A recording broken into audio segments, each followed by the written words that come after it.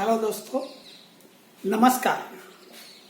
वाचस्पति उवाच ज्योतिष्य चैनल में आपका सहर्ष स्वागत है। वर्ग पत्रिकाओं के बारे में हम विषय वस्तु ले रहे हैं और इसमें भी आज एक D4 मीन्स चतुर्थ मांसा भाग्य भाव के विषय में, जिसे तुर्यांश भी कहा जाता है, पद्मांश भी कहा जाता है, ये पत्रिका D4 के बारे में चर्चा करेंगे। नाम है इसका चतुर्थ मांसा। चतुर्थ मांस पत्रिका से बहुत कुछ देखा जाता है, जैसे कि ये चतुर्थ जो हमारी पत्रिका का चतुर्थ भाव सुख भाव है, इसका विस्तृत स्वरूप है और ये विस्तृत स्वरूप हमारे जीवन में बहुत सी प्रकार की खुशियां होती है, सुख होते हैं। हम कहते हैं ना कि खुशियां और गम ये सभी हमारे जीवन में देखने के लिए ये स्पेशल जो D4 पत्रिका है इससे देखा जाता है। वैसे तो देखा जाए तो सुख सुख शब्द आया है, वहीं पे क्या है कि बृहस्पति सुख का कारक है। और पहले हम देखेंगे कि ये चतुर्थ मांस पत्रिका जो होती है वो कैसे निकाली जाती है। आजकल तो सॉफ्टवेयर में रेडीमेड आपको मिलती है, लेकिन जिन लोगों को ज्ञान की ज्यादा जरूरत है, इन लोगों के लिए ये निश्चय काम आएगा। तो लग्न हो या स्पष्ट ग्रह हो, इसकी जो 30 अंश मीन्स की एक राशि के 4 भाग किए जाते हैं। 4 भाग किए जाने से एक भाग 7 डिग्री और 30 कला का आएगा। 7 डिग्री 30 कला का जो पहला भाग होता है, कोई भी ग्रह लग्न हो या स्पष्ट ग्रह हो, इसकी पहले डिग्री और कला लेनी पड़ती है और वो कितने डिग्री या अंश का है, और इसमें से 0 डिग्री और 730 कला तक का पहला भाग होता है। दूसरा भाग 730 से, पहला भाग 0 से 7 डिग्री और 30 कला, बाद में 730 डिग्री से 15 डिग्री का ये दूसरा भाग होता है। तीसरा भाग होता है 15 डिग्री से 22.30 डिग्री का, और ये 20.30 से लास्ट जो 30 डिग्री, ये एक राशि के 4 भाग होते हैं, पहला, दूसरा, तीसरा और चौथा। इसमें कोई भी ग्रह जो भाग में है वो भाग को पहले आपको नोट करना पड़ता है। तो इस प्रकार से ये 4 भाग होते हैं। आप समझते हैं कि कोई भी भाग हो तो यहाँ चतुर्थ मांसा चतुर्थ भाग का विस्तृत स्वरूप है, इसलिए ये केंद्र के भाग होते हैं, केंद्र को ही माना जाता है। जैसे कि कोई भी राशि हो, इसके चतुर्थ भाव केंद्र भाव आएगा, इससे चतुर्थ भाव सप्तम भाव आएगा और 10वां भाव आएगा। 1 4 7 10 का क्रम रहता है।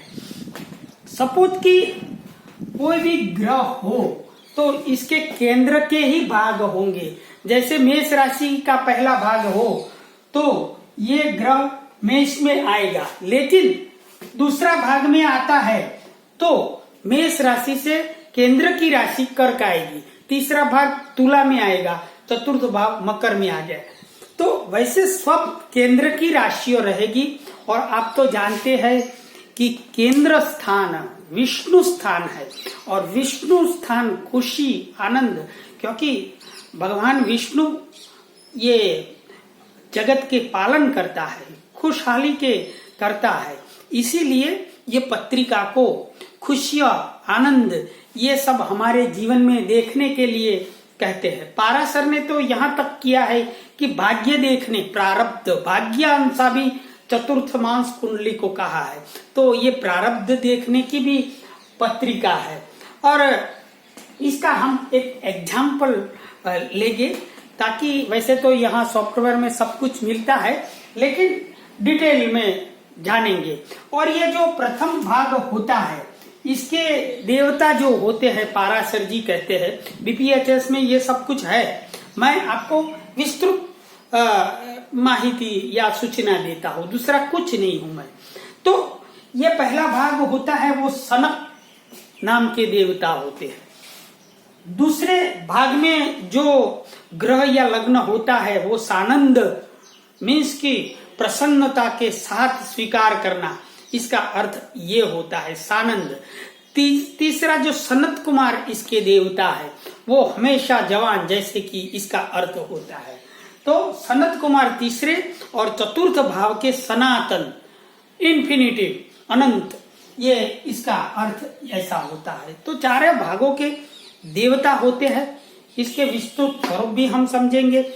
लेकिन हम एक एग्जाम्पल से अमिताभ बच्चन जी का एग्जाम्पल लेते हैं, और इनकी पत्रिका के स्पष्ट ग्रह और ये सब मैंने नोट किया है। और नोट करने के बाद आपको D4 पत्रिका अमिताभ जी की जो कुंभ लग्न की है वो हम निकाल लें। और आपको जो साथ में सीखना भी है तो इनका नोट कर ले। 11 अक्टूबर 42 और दोपहर के 4 PM और इलाहाबाद का इसका कुंभ लग्न में इनकी जो डिग्री है वो 21 कला है। तो यहाँ लग्न कुंभ आया है और 21 डिग्री और 35 कला का इनका है। तो अब इस पत्रिका में जो हमने पहले 4 भाग किए थे, 730 से 15 से 22, तो यहाँ तीसरे भाग में आएगा। तो ये कुंभ राशि का ग्रह है, तो इसका दूसरी केंद्र की राशि वृषभ होगी, और तीसरी राशि सिंह होगी, और चतुर्थ राशि वृश्चिक होगी। ये सब तो यहाँ 21 डिग्री और 35 ये तीसरे भाग में आएगी। तो ये हमने सिंह लग्न अमिताभ जी का चतुर्थ मांस पत्रिका में आया। इसी प्रकार सभी ग्रहों को हमको नोट करना पड़ता है। जैसे कि दूसरा इसका सूर्य कन्या का है, सूर्य। तो अब ये चतुर्थ मांस पत्रिका में कन्या राशि में 24 डिग्री और 45 कला का है। तो ये सूर्य कन्या में है, तो 3, 6, 9 और 12 का ये राशियों का क्रम रहेगा। यहाँ तीसरी राशि में जो कन्या का है तो उल्टा क्रम रहेगा, 6, 9, बाद में 12 और 3। तो अब ये 24 डिग्री और 45 है, मीन्स तीसरा भाग तो 22.30 तक है, बाद में 30 डिग्री तक चतुर्थ भाव है, चतुर्थ भाव। तो यहाँ चतुर्थ भाव में सूर्य आएगा इस राशि में। केंद्र की राशि इन शॉर्ट लेना है आपको। तो ये सूर्य यहाँ मिथुन का आया, तो यहाँ हमने रखा है। अब हम दूसरे ग्रह देखते हैं सूर्य के बाद। तो चंद्रमा तुला राशि का है, चंद्रमा तुला राशि का है, और ये 10 डिग्री और 54 कला का है। तो यहाँ क्रम लिख देंगे हम, 7, बाद में मकर आएगा, वहीं पे मेष आएगा, और 10वें स्थान में कर्क राशि। इन राशियों का केंद्र का क्रम रहेगा। ये तुला राशि में ग्रह है, इसलिए केंद्र का क्रम लगा। अब 7:30 तक पहला भाग है, तो ये दूसरे भाग में ग्रह आया, 15 डिग्री तक है, तो 7:30 से। तो यहाँ जो चंद्रमा है वो मकर राशि में आया, हमने यहाँ मकर राशि में नोट किया। अभी एक और एग्जाम्पल इनकी पत्रिका का देख लेते हैं ताकि आपको स्पष्ट समझ में आ जाए। मंगल इनकी कन्या राशि का है और कन्या राशि में इनकी 22 डिग्री और 37 कला का है। तो अब ये 22 डिग्री और 30 कला तक तीसरा भाग रहता है। ये 37 मीन्स फोर्थ भाग में है 30 डिग्री तक, तो ये फोर्थ भाव में रहेगा। अब मंगल कन्या राशि का है, बाद में इसकी दूसरी धनु राशि केंद्र राशि है, बाद में तृतीय मीन राशि रहेगी और बाद में मिथुन रहेगी। हमारा ये मंगल तीसरे भाग से भी ऊपर चतुर्थ भाग का है, क्योंकि ये 37 कला है, यहाँ 30 कलाई तक है। सो मिथुन राशि में मंगल आएगा, जो यहाँ हमने नोट किया है। पहले सूर्य भी देखा मिथुन में था, यहाँ मंगल भी आएगा। वंस अगेन हम और आपको क्लियर करेंगे। बुध का देखना है तो बुध अमिताभ जी का कन्या राशि में है और इसकी डिग्री देखा जाए तो 23 डिग्री और 36 कला है। तो ये कौन से भाग में आएगा? 730 पहला भाग, दूसरा भाग 15 डिग्री, तीसरा भाग 22-30। तो 22-30 के ऊपर ये चतुर्थ भाग में, फोर्थ भाग में आएगा। कन्या, धनु, मीना और मिथुन, ये चतुर्थ भाग है, इसमें बुध आएगा। सो यहाँ बुध हमने लिखा। तो इस प्रकार से हमें चतुर्थ मास पत्रिका जो होती है, फॉर्च्यून, भाग्य देखने का, ये सब पत्रिका निकालने का अमिताभ जी का हमने एग्जाम्पल लिया। और इस पत्रिका जो चतुर्थ मास का सही तरीका आजकल तो क्या सॉफ्टवेयर में निकाली जाती है, तो हम इसका भविष्य कथन कैसे करना, कैसे ये वर्ग पत्रिका देखने की, ये बहुत बड़ी चैलेंज की बात होती है। हर एक ग्रह का हमें कौन से भाग में आता है, कौन से इसके देवता होते हैं, और इसके बाद हम इसकी पत्रिका का अच्छी तरह एनालिसिस कर सकते हैं। बाद में इस पत्रिका में कौन से राजयोग है, और बेसिकली गुरु शुक्र जो सुखिया खुशियां के कारक ग्रह है, उनका पत्रिका में अच्छी तरह प्लेसमेंट होना चाहिए। और ज्यादातर स्थानांतरण, घर, मकान, वाहन, ये सब सुखों के लिए भी इस पत्रिका को देखा जाता है। जैसे कि कोई भी प्रकार की संपत्ति हो, इसका डीप फोर से एनालिसिस होता है।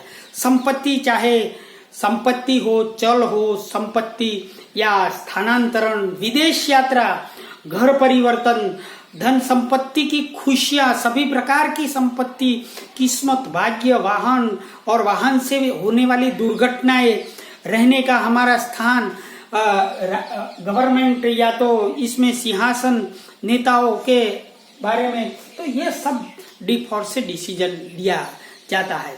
और मंगल इसमें मैंने देखा है अनुभव से ज्यादातर बहुत रोल करता है मकान, सुख और जो हमारी स्थावर संपत्ति है इसके बारे में। गुरु और शुक्र, विलासिता, ये सब देखने में, या तो मंगल जैसे कि घर, इमारत, ये सब का कारक है, तो इसकी परिस्थिति देखनी पड़ती है।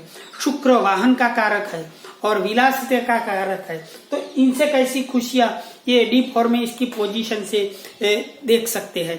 चंद्रमा जो माता का कारक है और इसकी मानसिक सुख इनसे कैसा मिलेगा, ये सब देखने के लिए चंद्रमा से मानसिक खुशियां भी डीप फोर में पोजीशन देखकर कह सकते हैं आप। और इसके देवता भी पैरेलल इसमें अभ्यास करना पड़ता है। जैसे कि बुध है तो हमें शिक्षा, एजुकेशन का सुख और खुशियां कैसी मिलेगी, वो बुध से देखा जाता है। जैसे कि सूर्य है तो हमारा पॉलिटिकल सम्मान, गवर्नमेंट, ये सब सफलता में के लिए D4 में ये इस ग्रह के देवता और प्लेसमेंट देखा जा सकता है। शनि जो मित्रों, जन समूह, शादी के बाद हमारा निवास स्थान का परिवर्तन, ये सभी खुशियां के लिए भी D4 में इसका प्लेसमेंट देखा जाता है। लेकिन ज्यादातर मैंने देखा कि D4 में बृहस्पति D1 के जो सेकंड और 11th हाउस के साथ शुभ संबंध कनेक्ट करता है तो बहुत ही अच्छी जीवन में खुशियां आती है। मंगल का भी चतुर्थेश या तो कोई भी जगह स्वगृही अच्छी तरह प्लेसमेंट हो तो अचल संपत्ति बहुत देखा जाता है। D1 के दशमेश है, वो D4 के लग्न और लग्नेश के साथ भी संबंध होता है तो प्रचुर मात्रा में धन संपदा होती है। तृतीय, नवम, द्वादश ये भाव यहाँ स्थानांतरण के लिए भी देखा जाता है। इस तरह D4 के लग्न पर बृहस्पति से कहीं से भी दृष्टि हो तो या तो बृहस्पति पत्रिका में 6-8 बार में प्लेसमेंट नहीं होना चाहिए, केंद्र त्रिकोण में होना आवश्यक है तो हमारे जीवन में बहुत ही खुशियां मिलती है। ज्यादातर मैंने स्वगृही या उच्च का गुरु शुक्र हो तो बहुत ही ये संसार में खुशियां मिलती है। मंगल भी स्वगृही उच्च का या तो बहुत अच्छी पोजीशन में हो तो होता है। D4 का जो चतुर्थ भाव का जो स्वामी है वो उपचय भाव में भी होता है तो धीरे धीरे भी खुशियां आती है। लेकिन चतुर्थेश का 6, 8 और 13 त्रिक भाव या त्रिक भावों से संबंध अच्छा नहीं माना गया है खुशियों के लिए, हमारे जीवन में आनंद के लिए। या तो D60 चार्ट में जो चतुर्थेश हो ये अशुभ षष्ठियांश में हो तो भी एक खुशियां के लिए रुकावट ला सकता है। तो इस प्रकार इसके राजयोग और ये सब कुछ देखा जाता है। लेकिन बेसिकली वैदिक ज्योतिष में जो इसका डिग्री कल हमने देवता निश्चित किए, इससे भी बहुत देखने का अच्छा सा तरीका है। जैसे कि कोई भी ग्रह लग्न हो तो या तो कोई भी स्पष्ट ग्रह हो, इसके पहला भाग निश्चित करके इनके जो देवता है सनक, बाद में सानंद, बाद में सनत कुमार और सनातन, ये 4 देवता मुख्य है चारों भागों के। और इसकी जो नाम प्रमाणित जो गुण होते हैं वैसी सोच और खुशियां हमारे जीवन में आती है। वो आप डीप से देखें ना तो पता चलता है। इसमें भी लग्न जो D4 का होता है और जो लग्नेश होता है वो इनके देवता कौन से है और खास तौर पर चंद्रमा के देवता कौन से भाग में है, वैसी सोच और खुशियां मिलती है। और ज्यादातर चतुर्थेश का और लग्नेश का ये भी बहुत जरूरी है। जैसे कि चंद्रमा देखा, लग्न और लग्नेश का देखा, इसकी और गुरु की परिस्थिति भी देखनी पड़ती है। आप महादशा कौन सी दशा में जन्म हुआ है वो दशा पर से भी आप हमारे जीवन में कैसी इसकी देवता के मुताबिक खुशियां जन्म के बाद मिलेगी वो भी हम देख सकते हैं। वैसे बेसिकली मैं समझाऊं तो देवता का अर्थ बहुत विषय वस्तु है। यहाँ सनक जो पहले भाव के देवता है इसका अर्थ ज्यादातर ऐसा होता है, सनक मीन्स कोई चीज के पीछे धुन हमारी सोच लगी रहती है, एकदम सा जुनून रहता है, ऐसा शाब्दिक अर्थ है। जैसे हम किसी को कहते हैं ये सनकी है, मीन्स कि ये चीज के पीछे पागल हो जाता है, ऐसी इसके जीवन में ध्येय रहता है, जिद्दी होता है। और ये विचारधारा के मुताबिक ही ये ग्रह का या लग्न लग्नेश का चंद्रमा का ये जो भाग में आता है इसकी सोच रहती है। और एकाग्रता से वो जो ग्रह होता है वो भाव होता है, भावेश होता है, इसकी सोच रहती है और पूरे लगन से पूरी जिंदगी तक इसका उद्देश्य ध्येय की पूर्ति और सफलता के लिए पूर्ण समर्पित होता है, एक जुनून देता है। हम नहीं कहता है ये इसके पीछे सन की है, तो ये सनक देवता है, वो जो ग्रह या तो लग्न है वो भाग में आता है तो ऐसी सोच देता है। लेकिन ये खुशी पाने का एक तरीका होता है, या तो ये ग्रह की एटीट्यूड होती है। बाद में दूसरा भाग है वो सानंद है, सदा प्रसन्नता के साथ अपनी खुशियां या अपने जो भी जीवन में आया उसको प्रसन्नता से स्वीकार करते हैं। कई लोग ऐसे होते हैं, सुख आए दुख आए कोई फर्क नहीं पड़ता है, वो अपनी खुशियां और सुखी रहते हैं और जीवन में कभी शिकायत ही नहीं करते, जो भी आया इसको खुशी से स्वीकार करते हैं। जैसे स्थित प्रज्ञता हमारी गीता में लिखा है, वैसा स्वभाव होता है, शिकायत इनके जीवन में कभी होती नहीं है और इस प्रकार वो खुशी में रहते हैं। तो ये दूसरा भाग 15 डिग्री तक का 730 से। बाद में सनत कुमार इसके देवता है। तो सनत कुमार मीन्स हमेशा जवान, मीन्स कि कई प्रकार से हमारे जीवन में अप्स एंड डाउन आते हैं और खुशियां कभी आती है, कभी दुख भी आता है। तो खुशी के साथ हम सानंद हो जाते हैं, मीन्स कि आनंदित हो जाते हैं। दुख आते हैं तो बहुत निराशा गम रहता है। लेकिन बाद में जो सनत कुमार प्रकृति ऐसी एक देवता की है कि वो उठकर खड़ा होता है और दूसरी बार जो जीवन में इसको प्रयत्न करके भी खुशी ला देता है। तो अप्स एंड डाउन होता है लेकिन दूसरी बार उठ जाता है और फिर से बारंबार जो खुशी आती है इसको प्राप्त करता है, खुशियां पुनः प्राप्त करता है। दुख भले आए तो भी वो विघ्न के सामने डट के रहता है, समझे। सुखों में विघ्न असफलता इनके जीवन में ये जो ग्रह तीसरे भाग में आते हैं सनत कुमार, इसका अर्थ ये होता है।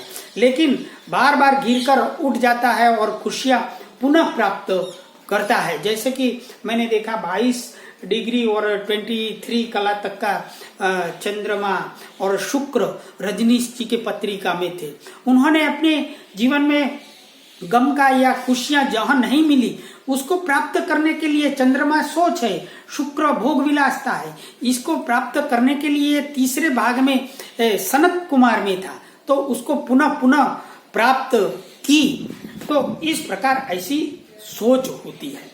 अब लास्ट में सनातन मीन्स अनंत, इन्फिनिटिव, सुख और खुशियां कायमी रहती है। इस ग्रह या तो इस भाग के अंदर जो कोई भी ग्रह या लग्न आता है वो सदा आनंदित रहता है, खुशियां अनंत की होती है, स्थायी होती है। जातक पूरी तरह जीवन में ये खुशियां को भोगता है और स्थायी होता है। तो इस प्रकार चारों देवता की ये प्रकृति होती है और इसमें जो ग्रह आते हैं वो इसी प्रकार हमें इसका फलादेश समझना चाहिए। और इस प्रकार से हम ये जो हमारी उदाहरण पत्रिका है अमिताभ जी की, इसका चेक करते हैं कि क्या होता है। वैसे इसका जो चंद्रमा है, चंद्रमा वो तुला राशि का है, तुला राशि का, और चंद्रमा की डिग्री दूसरे भाग में 10 डिग्री है, इसलिए दूसरे भाग में आएगी। तो इसका जो देवता हुए वो सानंद हुए। सानंद का मतलब क्या हुआ? सानंद जो होता है वो कोई भी खुशी आए, मैंने पहले बताया कि गम आए, इसको खुशी से शिकायत किए बिना अपने स्वीकार करते हैं जिंदगी। ये इसकी सोच, चंद्रमा की मानसिक परिस्थिति ये बताती है। अब इनका जो सिंह लग्न तो सूर्य को देखा जाएगा, तो सूर्य यहाँ कन्या राशि के 24 और 25 कला मीन्स चतुर्थ भाग में है। तो ये क्या है? अनंत, सनातन सुख, खुशियां मिली इनको हर प्रकार की। और इसका प्लेसमेंट भी देखे आप 11th हाउस में है। अब यहाँ शनि राहु है तो कोई लोग कहे कि यह बुरा है और अशुभ योग है, लेकिन आप चतुर्थेश देखिए मंगल, तो मंगल इनकी डिग्री कौन से देवता के भाग में आती है? 22 डिग्री और 37 मीन्स तीसरे भाग के ऊपर का, मीन्स कि इसके देवता भी सनातन अनंत से। तो यहाँ चतुर्थेश और लग्नेश का युति है। अभी बुध बाकी रह गया है, जो बुध है वो लाभेश है इस पत्रिका में, और 23 डिग्री और 36 मीन्स वो भी सनातन में है। तो लग्न लग्नेश मंगल चतुर्थेश और यहाँ लाभेश बुध, ये तीनों का सबका राजयोग यहाँ पे हो गया है, और ये अनंत सुख और खुशियां भोग रहे। जातक पूरी जिंदगी खुशियां स्थायी है, इनकी खुशियां स्थायी है, फ्लक्चुएशन नहीं है। तो चतुर्थेश के पोजीशन से, चंद्रमा से, यहाँ एक बात रह गई, इनका जन्म जो था वो कौन सी महादशा में जन्म हुआ है? राहु की महादशा में जन्म हुआ है। तो ये जातक किस लिए जन्म के बाद खुशियां प्राप्त करे, इसका भी हम एनालिसिस कर सकते हैं। तो यहाँ राहु की डिग्री यहाँ 8.46 है, मीन्स के दूसरे भाग में है। तो पहले के जीवन में खुशियां और क्या जो कोई भी है इसकी शिकायत करने वाले नहीं है। सानंद देवता इसके है दूसरे भाग में। सानंद प्रसन्नता के साथ अपनी खुशियां स्वीकार करता है, हमेशा सुखी रहता है, कभी जीवन में शिकायत नहीं करता है। और इनके जब जन्म हुआ तब शनि की अंतर्दशा थी, तो वो ज्यादा इफेक्टिव होगी महादशा से। भोग्य दशा जो शनि की अंतर्दशा थी, और शनि की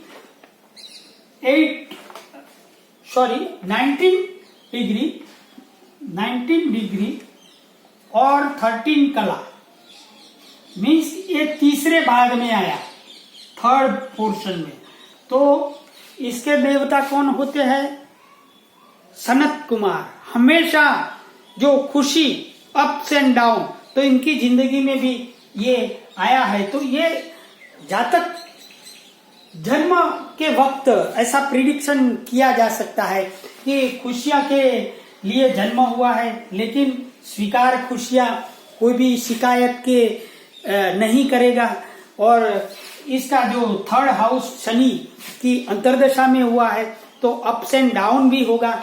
और बाद में पत्रिका के सभी राजियों को देखकर लग्न मंगल सूर्य, लग्नेश सूर्य मंगल बुध और चतुर्थेश, ये इम्पोर्टेंट है, वो सब सनातन में, मीन्स की अनंत सुख और खुशियां स्थायी भोग रहे हैं, क्योंकि ये सब राजयोग इस पत्रिका में है। जन्म वक्त पोजीशन क्या थी, इस पर से चंद्रमा की पोजीशन पर से भी आप मानसिक परिस्थिति देख सकते हैं। चतुर्थेश लाभेश लग्न लग्नेश की पोजीशन पर से चल अचल संपत्ति खुशियां सुख ये सब पूरी स्थायी भोगता है, क्योंकि ज्यादातर ग्रह सनातन अनंत चतुर्थ भाग के देवता में है। और वो D4 पत्रिका में प्लेसिंग का बहुत इम्पोर्टेंट है। इसमें कौन से राजयोग है वो भी आप देखें। गुरु भी यहाँ देखिए कि उच्च का है, मीन्स कि वर्गोत्तम हुआ है, और चंद्रमा की असर में है। यहाँ शुक्र उच्च का है, और वो अष्टमी है, वो भी विपरीत राजयोग कर रहा है। इस प्रकार सभी ग्रहों का जो D4 पत्रिका में राजयोग ये सब देखकर या तो इसके देवता कौन से भाग में आते हैं, और दशा महादशा अंतरदशा ये सब प्रकार से देख के कौन से प्रकार की खुशियां है वो हम देख सकते हैं। कारकत्व मंगल से जैसे कि चल अचल संपत्ति, आगे मैंने देखा शुक्र, चंद्र, शनि, ये सभी प्रकार की खुशियां, दशा, अंतरदशा, राजयोग, लग्नेश और ज्यादातर D4 के चतुर्थेश बहुत इम्पोर्टेंट है और देख के फलादेश किया जाएगा। अभी और हम एक दूसरे वीडियो में अच्छा सा एग्जाम्पल लेंगे दोस्तों। अस्तु, नमस्कार, ओम नमः शिवाय।